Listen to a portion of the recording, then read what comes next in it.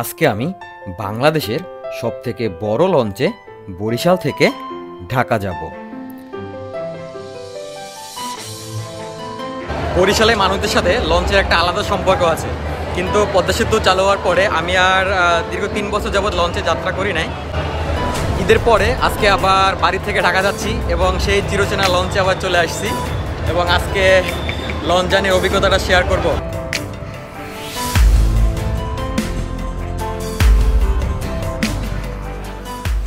নদী, বিল, খাল আর এই তিনেই বরিশাল। বরিশালে মানুষ লঞ্চ পছন্দ করে না এমন কাউকে খুঁজে পাওয়া যাবে না। লঞ্চ আর নদীর সাথে বরিশালে মানুষের একটা গভীর সম্পর্ক রয়েছে। বাংলাদেশের সবথেকে বড় বড় লঞ্চগুলো চলে ঢাকা বরিশাল রুটে।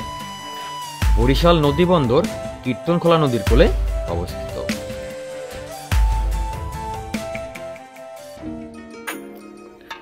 দীর্ঘ 1 সপ্তাহ ঈদের ছুটি শেষে নারীর টানে বাড়ি ফেরা মানুষগুলো ফিরে যাচ্ছে তাদের কর্মসংস্থানে। ঘাট থেকে টিকিট সংগ্রহ করে আমি প্রবেশ করি টার্মিনালে, আর প্রচুর মানুষের ভিড়ে আগানো প্রায় কষ্টসাধ্যই বটে।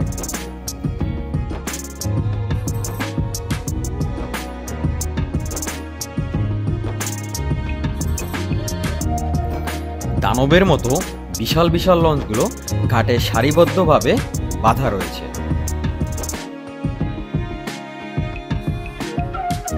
মানুষজন তাদের পছন্দের লঞ্চটিতে উঠে পড়ছে খুব একটা ধাক্কাধাক্কি করে। আমিও ছোটবেলার মতো সবথেকে বড় লঞ্চে ওঠার জন্য খুঁজতেছিলাম সেটিকে। ঘাটে অনেক লঞ্চ থাকাতে আমার কাঙ্ক্ষিত লঞ্চটি পিছনে বাঁধা ছিল। কিছুক্ষণ খোঁজার পরে আমি পাই বাংলাদেশের সবথেকে বড় লঞ্চ পারাবত 18কে।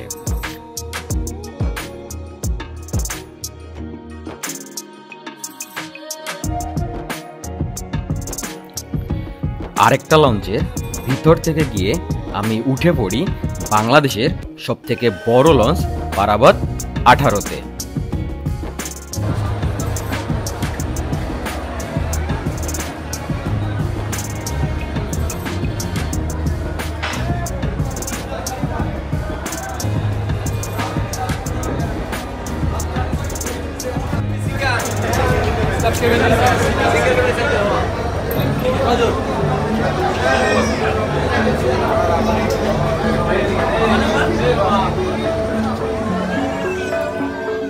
সবচেয়ে স্বস্তির যাত্রা হচ্ছে লঞ্চ যাত্রা, আর ঈদের সময় আমি মনে করি এর থেকে ভালো অপশন আর নেই।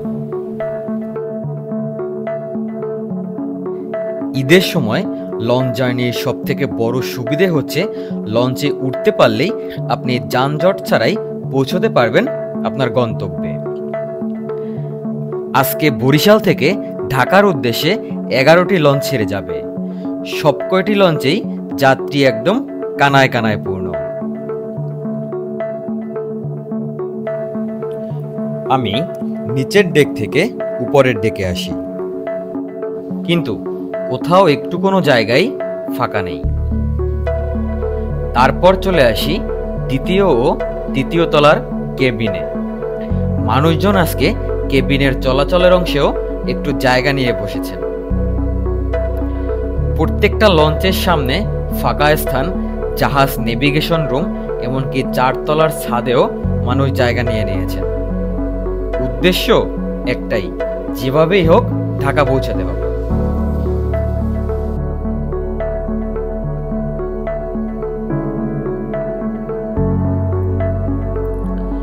রাত ঠিক 8:30টার পরে লঞ্চগুলো বরিশাল নদীবন্দর ঘাট ত্যাগ করা শুরু করে।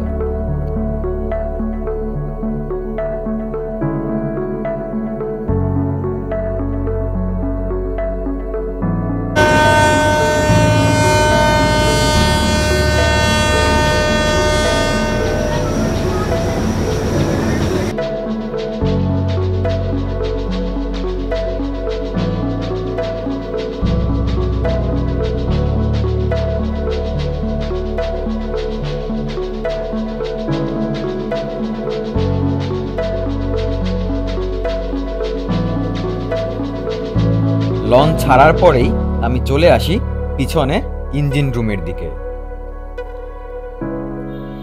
পারাবত 18-তে রয়েছে জাপানের শক্তিশালী দুইটা আকাসাকা মেরিন ইঞ্জিন।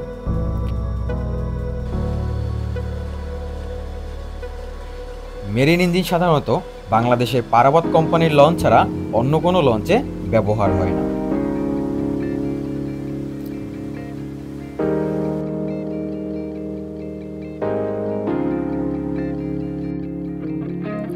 আমি চলে আসি নিচতলার ডেকে।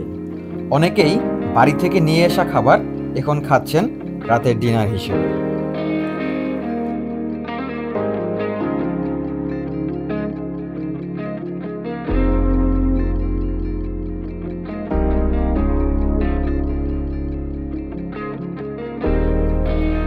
লঞ্চের পিছনে রয়েছে সবার জন্য উন্মুক্ত ক্যান্টিন। এখানে আপনি পাবেন কয়েক রকমের দেশি নদীর রান্না করা মাছ এবং সাথে মুরগির মাংসও রয়েছে।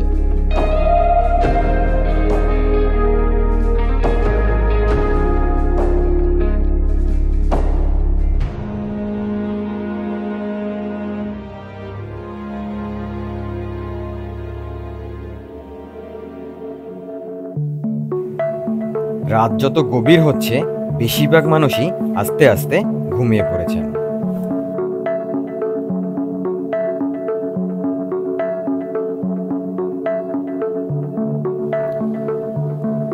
আমি এই চাঁদনি রাত আর নদীর সৌন্দর্য উপভোগ করতে করতে নির্ঘুম একটা রাত কাটিয়ে দিলাম।